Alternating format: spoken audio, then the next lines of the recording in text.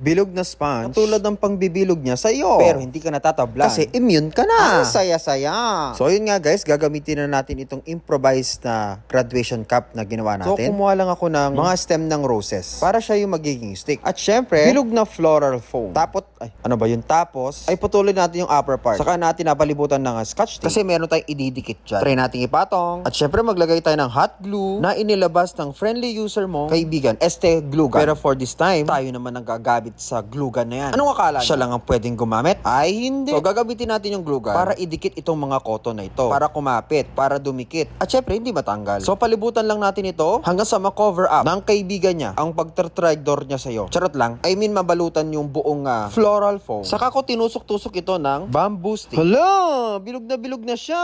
Tapos, sa bottom part, bottom, ay itusok natin yung mahaba at matigas na stick na ginawa natin kanina. Ano ba?